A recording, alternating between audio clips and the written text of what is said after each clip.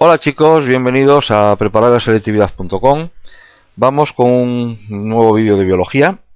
Continuamos hablando de las proteínas. Empezamos ya en el vídeo anterior hablando de los aminoácidos, de la estructura de los aminoácidos, y continuamos ahora en este nuevo vídeo con lo que son las propiedades de los aminoácidos. Aminoácidos, ya como sabéis, es el componente esencial, componente básico de las proteínas.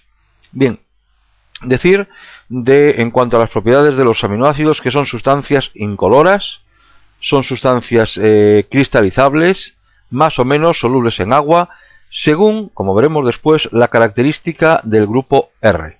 Acordaos que el aminoácido, podéis recurrir al vídeo de estructura de los aminoácidos. El aminoácido tenía un grupo carboxilo, tenía un grupo amino, tenía también un sustituyente que era el hidrógeno, y después presentaba el radical que lo llamábamos R, de tal manera que en función de las características de este grupo R vendrían muchas de las propiedades de ese aminoácido, ¿de acuerdo? Entonces, una de ellas va a ser esta, es decir, serán más o menos solubles en agua en función de las características del radical R que forma o que se sustituye en el carbono asimétrico, acordaos, carbono alfa del aminoácido. Acordaos que era, como también veremos después, el carbono era asimétrico, excepto cuando hablábamos de la glicocola o de la glicina, que al ser el R el hidrógeno coincidía con uno de los ya sustituyentes de ese carbono y por lo tanto no era asimétrico. Bien, otra de las propiedades que vamos a ver de los aminoácidos es la esteroisomería.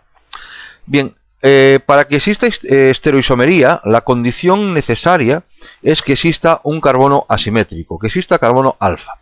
Bien, pues por lo tanto todos los aminoácidos van a ser esteroisómeros excepto la glicocola.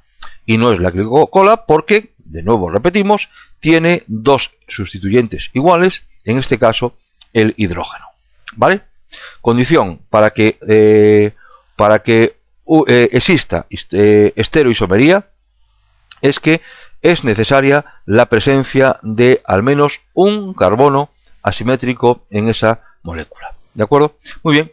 Por lo tanto, de cada aminoácido van a existir dos esteroisómeros que van a ser imagen especular. ¿Cómo se llaman a los esteroisómeros que son imágenes especulares? Se llaman enantiómeros, ¿de acuerdo? Esto lo vimos en el tema de glúcidos, ¿de acuerdo? Cuando hablábamos de los monosacáridos, propiedades de los monosacáridos, ahí explicábamos bien lo que era el concepto de enantiómero y lo que era el concepto de esteroisómero, ¿de acuerdo? Si tenéis alguna duda, podéis buscar el vídeo de los monosacáridos y ahí está explicado lo que es la estereoisomería y lo que son enantiómeros. Entonces, como digo, por cada aminoácido van a existir dos estereoisómeros que son imagen especular, las dos, y por lo tanto es decir, como si pusiésemos una mirando al espejo, ¿vale? La imagen que se obtiene en el espejo, y que se conocen como enantiómeros. Los veis ahí, en la figura que tenéis ahora mismo delante. Uno va a tener el grupo NH2 a la derecha, diremos que pertenece a la serie D, y el otro va a tener el NH2 a la izquierda, tal como veis en el dibujo, y diremos que pertenece a la serie L. ¿De acuerdo? Entonces, llegado a este punto, voy a decir que todos los aminoácidos que forman parte de las proteínas pertenecen a la serie L. ¿De acuerdo? ¿Esto inmediatamente en qué se traduce? Bueno, pues la conclusión que sacamos es que debido a que en la naturaleza las proteínas sean tan abundantes, sean tan diversas, tengan funciones tan variadas, ¿vale? Y que estén formadas siempre por los mismos 20 aminoácidos y además los mismos 20 aminoácidos tengan la misma configuración L, pues nos viene a decir que es una prueba más en que el origen de todos los seres vivos ha sido común para todos ellos. ¿De acuerdo?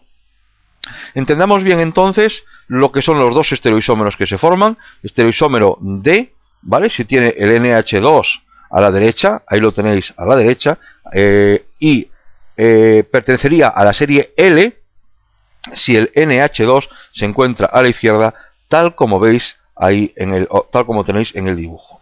En el medio, ¿vale? Tenéis el aminoácido con su carbono asimétrico, ¿de acuerdo? Con disposición o con la orientación tetraédrica correspondiente a la disposición de los 4 enlaces del carbono, ¿de acuerdo? Vale, esto entonces en cuanto a la propiedad de la estereoisomería. La siguiente propiedad que vamos a ver es en cuanto a las propiedades ácido-base. Bien, decir que los aminoácidos son anfóteros, es decir, se pueden comportar tanto como ácidos como bases.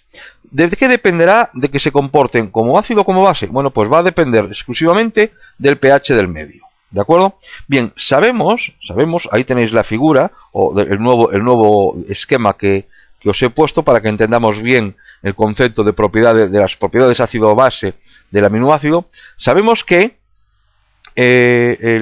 lo que son estas propiedades se deben a que, o sea, el carácter anfótero se debe a que el grupo carboxilo, ¿de acuerdo? Ahí lo tenéis, en este caso estaría en la parte, bueno, vamos a coger la figura central, ¿no? Se debe a que el grupo carboxilo puede liberar protones, quedando con carga COO-, lo tenéis ahí en el centro de la imagen, mientras que el grupo amino puede aceptar protones, quedando como NH3, pero con carga positiva.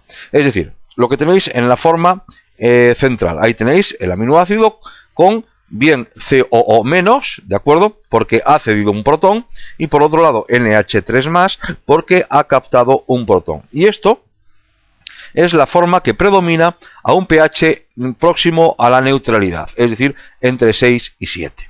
Bien, ¿qué ocurre entonces ahora si se producen variaciones de pH tanto hacia la forma ácida como hacia la forma base? ¿De acuerdo? Bien, hemos dicho entonces que en un medio neutro, ¿de acuerdo?, pH 7, el carácter ácido y base está equilibrado, ¿de acuerdo? ¿Qué significa que está equilibrado? Es que hay la misma proporción de grupos COO- que de grupos NH3+, ¿de acuerdo? En todos los aminoácidos que formarían esa disolución. De ahí al equilibrio, ¿de acuerdo? Existe una carga positiva, por lo tanto, sobre el grupo amino, ¿de acuerdo? Y existe una carga positiva sobre el grupo carboxilo. También podéis encontrarlo como el grupo alfa-amino o el grupo alfa-carboxilo, ¿de acuerdo? Es decir, existe, vamos a decirlo de otra forma, una forma dipolar iónica. Digo que es un grupo alfa-amino y un grupo alfa-carboxilo porque se encuentran unidos al carbono, que es un carbono alfa, que es un carbono asimétrico, ¿de acuerdo? En este caso estaríamos hablando de un dipolo.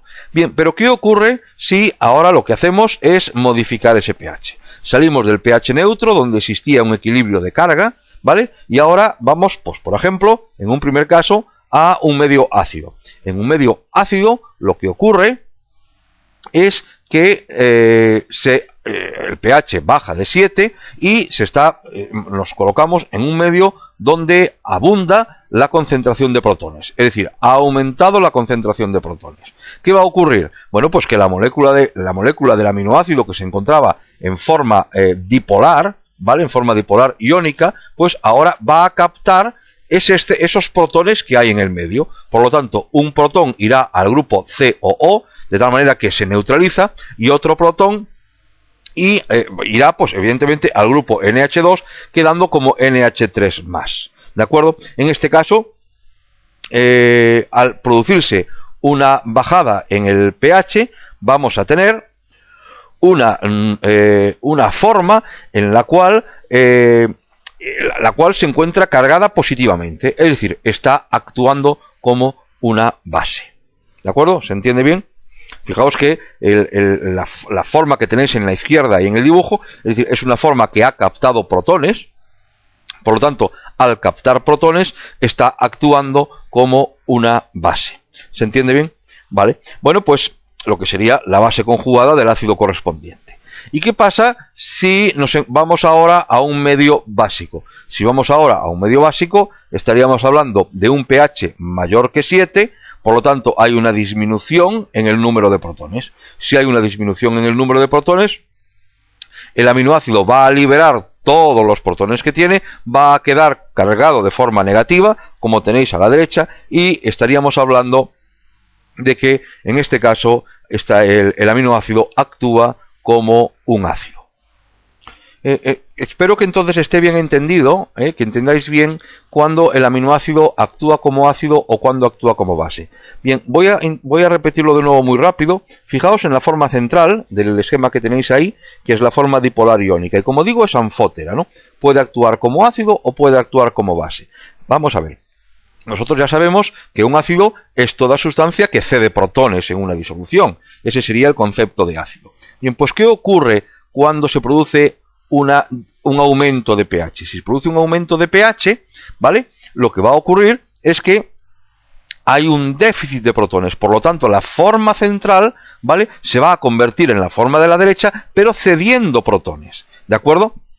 Entonces, ¿cómo está actuando el dipolo central? Está actuando como un ácido porque cede protones. En cambio, cuando estamos hablando de un pH ácido, ¿de acuerdo?, aumentamos la concentración de protones, la forma central lo que va a hacer es captar un protón, tal como veis ahí en el dibujo. Y al captar un protón irá uno al grupo carboxilo y otro irá al grupo amino, ¿de acuerdo? Se estará comportando, por lo tanto, como una base.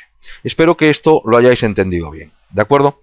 Muy bien, entonces también deciros que hasta ahora hemos estado hablando única y exclusivamente de posibles ionizaciones tanto en el grupo carboxilo como en el grupo amino. Pero esto no significa que el radical, los grupos R, también pueden estar ionizados. Entonces, en ese caso, ¿qué va a ocurrir?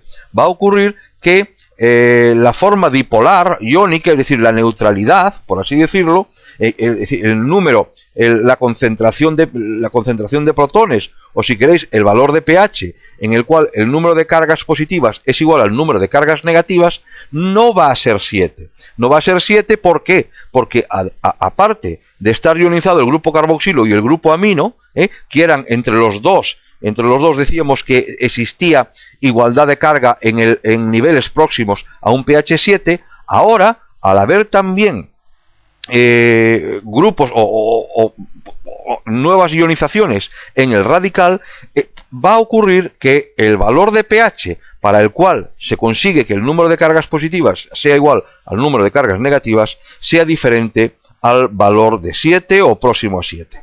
Bien, pues a ese pH, al pH en el cual existe igualdad de cargas positivas que negativas, es lo que se conoce como el punto isoeléctrico. ¿De acuerdo?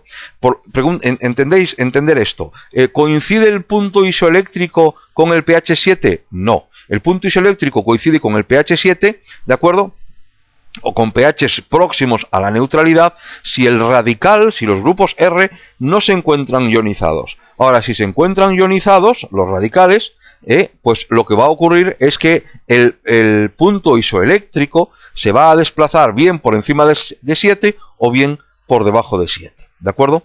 Punto isoeléctrico se define como pH a cual el número de cargas positivas es igual al número de cargas negativas y va a depender de los grupos que se encuentren ionizados dentro del aminoácido, ¿vale? Muy bien, pues espero que lo hayáis entendido bien. Lo único que puede tener un poquito más de complejidad y que a lo mejor requiere un poquito más de vuestra atención es lo que acabo de explicar del pH, pero por lo demás yo creo que es sencillito, ¿de acuerdo? Bueno, pues muchas gracias por estar ahí y como siempre, pues nada, espero que os sean muy útiles todos estos vídeos.